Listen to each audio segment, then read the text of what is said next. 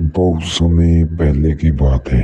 भारत के सुदूर दक्षिण में एक छोटा सा राज्य स्थित था और राजा द्वारा राज्य का संचालन शांतिपूर्वक रीति से किया जा रहा था। एक दिन अचानक उसे खबर मिली कि एक बड़े राज्य की सेना की एक बड़ी टुकड़ी उसके राज्य पर आक्रमण करने के लिए आगे बढ़ रही है। वह घबरा गया क्योंकि उसके पास उतना सैन्य बल नहीं था जो उतनी बड़ी सेना का सामना कर सके। उसने मंत्रणा हेतु सेनापति को बुलाया। आओ आओ सेनापति, क्या तुमने सुना? उड़ती उड़ती हुई कैसी खबर आ रही है यहाँ पर? सेनापति पहले ही बहुत डर गया और बोला कि महाराज, इस युद्ध में हमारी हार निश्चित है। इतनी बड़ी सेना के सामने हमारी सेना टिक नहीं पाएगी, इसलिए इस युद्ध को लड़ने का कोई औचित्य नहीं है। हमें अपने सैनिकों के प्राण गंवाने के बजाय पहले ही हार स्वीकार कर लेनी चाहिए। सेनापति की बात सुनकर राजा बहुत निराश हुआ। उसकी चिंता और बढ़ गई। वह समझ नहीं पा रहा था क्या करे क्या ना करे। अपनी चिंता से छुटकारा पाने के लिए वह राज्य के संत के पास गया। संत को उसने पूरी स्थिति से अवगत कराया और बताया कि सेनापति ने तो युद्ध के पहले ही हाथ खींच लिए। यह सुनकर संत बोले, राजन, ऐसे सेनापति को तुरंत उसके पद से हटाकर कारागृह में डाल देना चाहिए। ऐसा सेनापति जो बिना लड़े हार मान रहा है, उसे सेना का नेतृत्व करने का कोई अधिकार नहीं। किंतु गुरुवर, यदि मैंने उसे कारागृह में डाल दिया तो सेना का नेतृत्व कौन करेगा? राजा चिंतित होकर बोला। राजा, तुम्हारी सेना का नेतृत्व मैं करूंगा, संत ने उनको दिलासा दिया। राजा सोच में पड़ गया कि संत युद्ध कैसे लड़ेंगे। उन्होंने तो कोई कभी युद्ध नहीं किया होगा, किंतु कोई विकल्प न देख उसने संत की बात मान ली और उन्हें सेनापति घोषित कर दिया।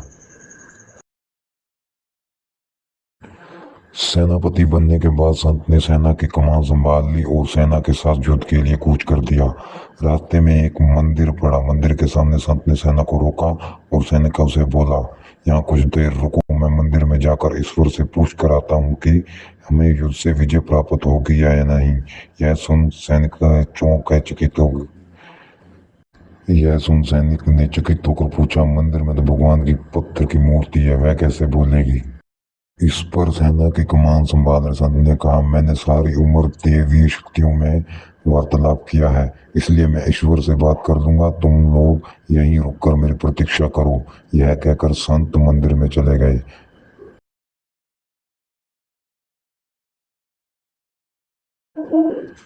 गुरुवर, तो ईश्वर क्या बोले, हमारी जीत होगी या हार?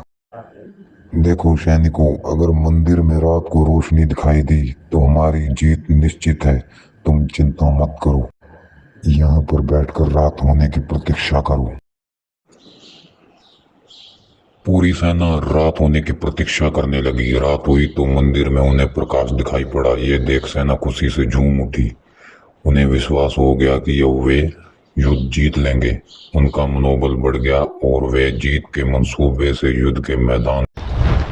युद्ध 22 दिनों तक चला। फलस्वरूप उनकी विजय हुई। वो खुशी से झूम उठी। विजय प्राप्त कर सेना जब वापस लौट रही थी तो रास्ते में वही मंदिर दिखाई दिया। तब सैनिकों ने संत से कहा कि ईश्वर के कारण हमारी विजय हुई, आप जाकर उन्हें धन्यवाद दे आएं। तब संत ने उन्हें बताया कि उस रात मंदिर से आने वाली रोशनी एक दिए की थी और वह दिया मैं वहां जलाकर आया था।